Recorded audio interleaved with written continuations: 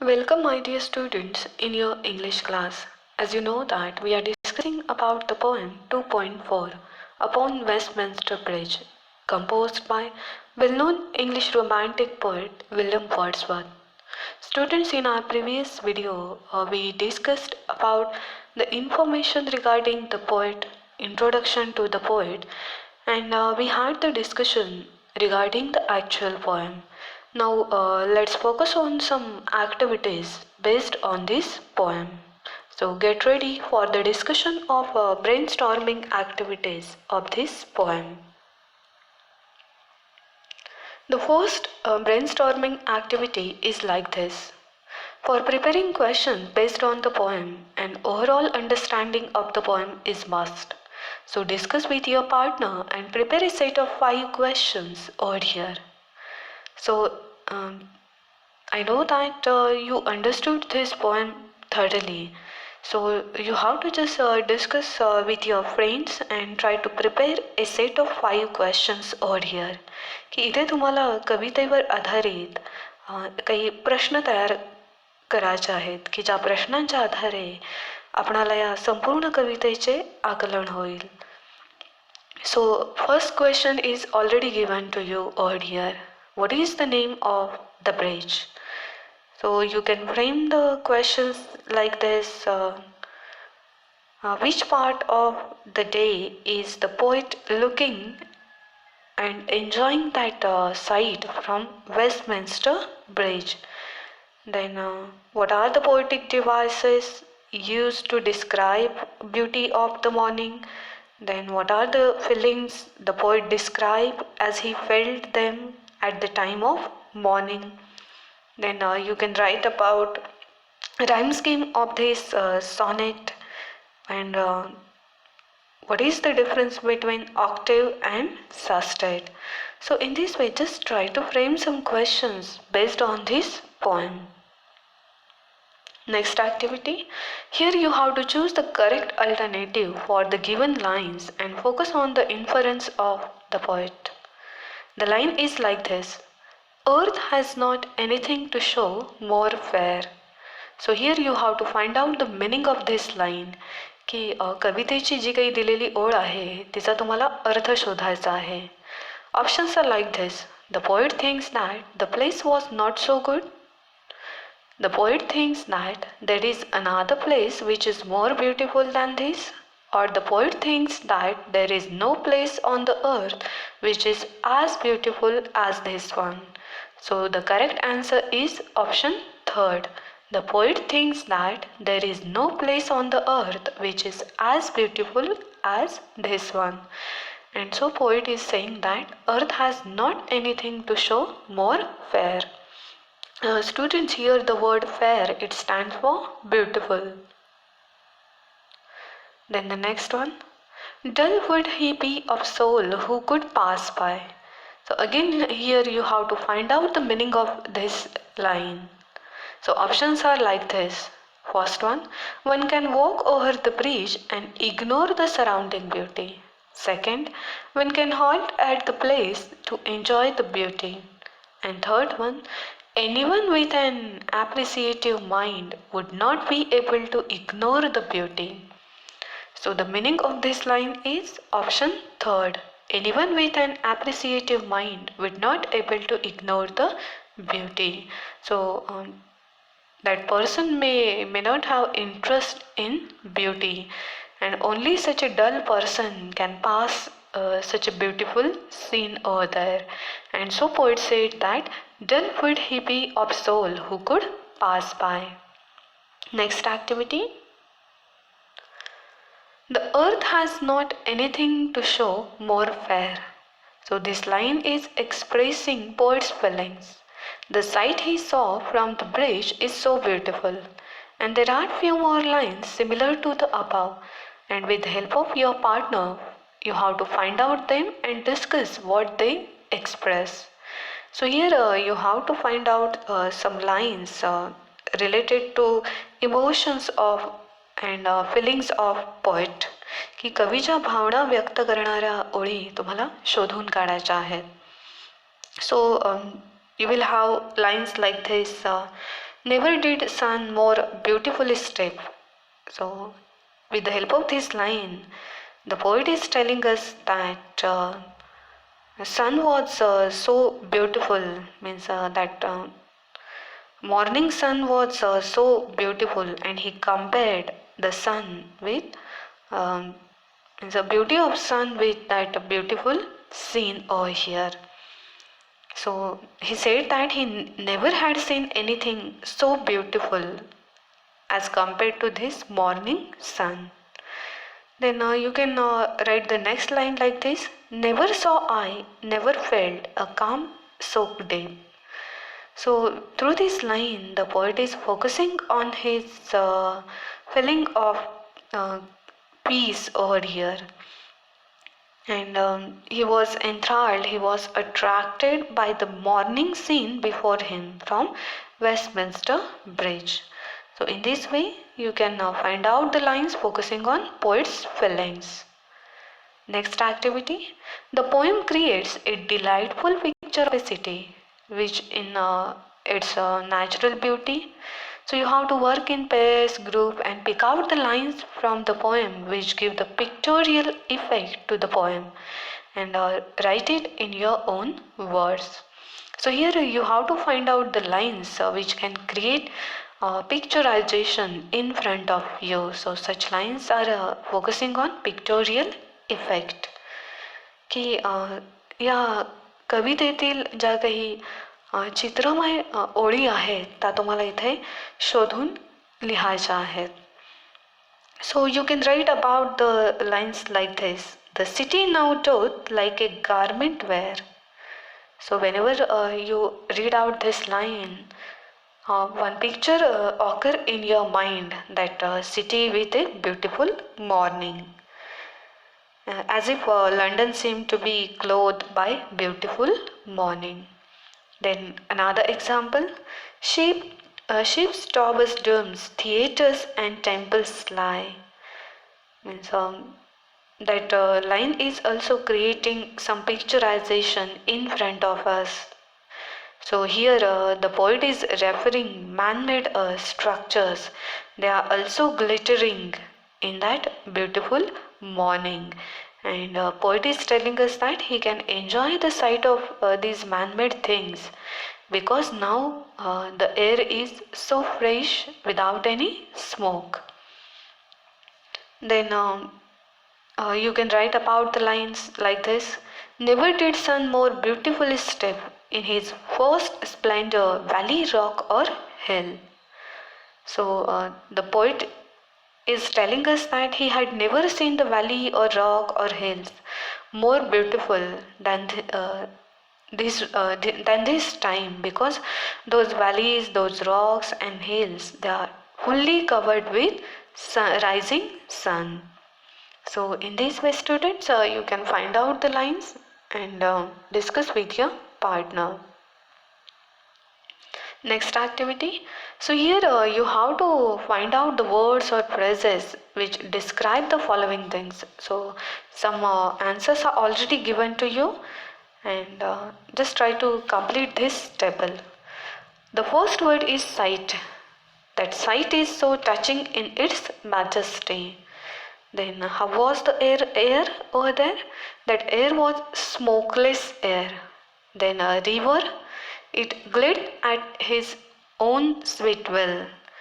Then how was those houses? There seems asleep. Morning, it was so beautiful, and the sun was in his first splendor. So in this way, by pointing out the things from the poem, you can just complete this table. Next activity. Here you have to read the lines given to you, and just try to understand some figures of speech over here. The city now doth like a garment wear. So through this line, the poet imagines that London city is wearing a beautiful garment. So here the figure of speech is personification. So we have to find out examples of personifications from the poem. That example is repeated over here. The city now doth like a garment. The figure of speech is personification, because that city is where means the poet imagines, he personified London city as if wearing a beautiful garment. Never did sun more beautifully step in his first splendor. So again here the sun is personified as being splendid at dawn time. So sun was looking so beautiful. So in this way we can describe about personification. Then the next, dull would he be of soul who could pass by. This line of the poem can be written as he would be of dull soul. And so this figure of speech is known as inversion. So students, just try to understand what is meant by inversion. So to provide poetic effects, poets are not using regular sentence construction pattern. They just exchange the position or order of words while writing or while creating a poem, and that figure of speech is called as inversion. की inversion या figure of स्पीचमध्ये शब्दांची अदलाबदल केली जाते, त्यांच्या जागा बदलल्या जातात. And so we have to find out the correct order of that line. So here we can see one example over here. Never saw I, never felt a calm so deep. So you can say that it's an example of inversion because the word order is changed for poetic effect, and the correct order is like this. I never saw, never felt a calm so deep. So in this way we discussed about the figure of speech inversion. So let's focus on this concept again. What is meant by Petrarchan sonnet? You are already aware about this term.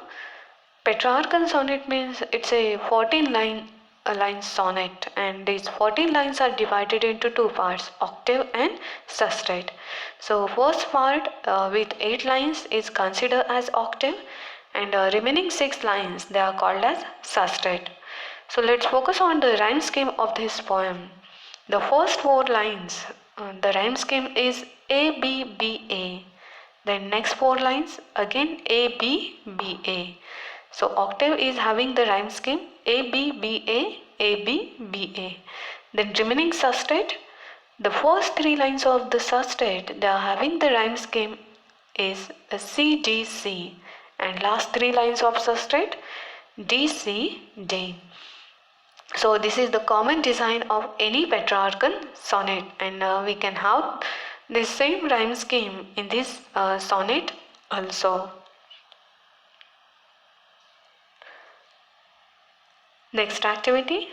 As you know that this is a Petrarchan sonnet, so you have to complete the table by giving some examples from the poem. So some features were given to you, and you have to find out examples or lines related to those features. की कवितेमधील उदाहरणे घेऊन तुम्हाला ते features स्पष्ट करायचे आहेत. For example, objects used by the poet. So we had the reference of different objects earlier, such as earth, sun, then ships, towers, temples, theaters, domes, and fields. So all these are the objects used by the poet. Then next feature is think about praise or blames over here. So the poet had used the term fair earth, and he also said that dull soul. So these are the praise and blames. Then example of metaphor, the very houses seem asleep. So here indirect comparison is done by the poet earlier. So very houses means every house stands for every people living in London. So indirect comparison between house and people living in those houses. Then next one is example of simile. Simile means direct comparison between two things. For example, the city now doth like a garment wear. So here the poet directly compared the beauty of London city with beautiful morning. So that figure of speech is called as simile. The next one is personification. We just had discussed about this figure of speech, personification. So another example of personification is the river glideth at his own sweet will. So here the word river is personified, and the poet is saying that the river is now flowing very smoothly. The numbers of lines used in this poem, so we had 14 lines in this poem, and rhyme scheme: octave, ABBA, ABBA, sustain, CDC, DC, D. So in this way we can complete this table. Next activity: the pride of any city is its skyline. So you have to write 5 lines about the place where you live and what makes you feel proud about it. की या ॲक्टिव्हिटीमध्ये तुम्ही ज्या ठिकाणी राहता त्या ठिकाणाचा तुम्हाला कोणत्या गोष्टींमुळे अभिमान वाटतो त्या ते स्पष्ट करणाऱ्या 5 ओळी लिहायच्या आहेत. So here you have to write why do you feel proud about your living place, and so think about it. It's a personal response activity and try to write your answer. You have to just frame 5 lines over here describing why do you feel proud about that particular place. Next one: compose a poem on an imaginary village and try to maintain the rhyme scheme in the poem. So you may begin like this. So here you have to try your hands towards poetic creativity. की विलेजवरती आधारित तुम्हाला एक काल्पनिक कविता तयार करायची आहे आणि त्याच्या काही सुरुवातीच्या ओळी तुम्हाला दिलेल्या आहेत. Settle on the bank of a river like a queen is my beautiful village full of bushes green. So by taking the help of these beautiful beginning lines, you can create your own poem. The next activity, here you have to write an appreciation of the sonnet, and while writing that appreciation you can refer the earlier poems for the points to be covered for appreciation. So students, keep in mind appreciation of the poem is very important. So while writing appreciation of the poem you should keep in mind regarding some points. First one is you have to write about the poem, poet and title. Then in second point, your focus should be on theme of the poem. So you know that this poem is written by William Wordsworth. Title of this poem is Upon Westminster Bridge, and this poem is focusing on beauty of London early in the morning. And the theme of this poem is that poet is describing that beautiful London city early in the morning, and how it was untouched by different human activities, and he can enjoy that beautiful scene early in the morning because the air is not yet polluted. Then you have to write about poetic style, language, poetic devices used in this poem. So you know that it's a Petrarchan sonnet, then focus on octave, sustain, rhyme scheme pattern used by the poet, then use of word imagery, pictorial effects given by the poet. So all these are the aspects regarding poetic style, language and poetic devices. Then focus on special features also. So this is a Petrarchan sonnet. So you have to write about the concept of Petrarchan sonnet in special features. Then message of this poem. The poet is telling us that beauty lies in the beholder's eyes. We should respect the nature. We should take care of natural things. No doubt we should acquire new things, new techniques in our life. We should give importance to man-made things, but at the same time, we can't ignore nature and natural things. So this is the message of the poem. And in the end, you have to write your opinion about the poem. So why do you like this poem? You have to write about it in that last point. So in this way you can write appreciation of this poem. So thank you my dear students. We discussed about different brainstorming activities included in this poem.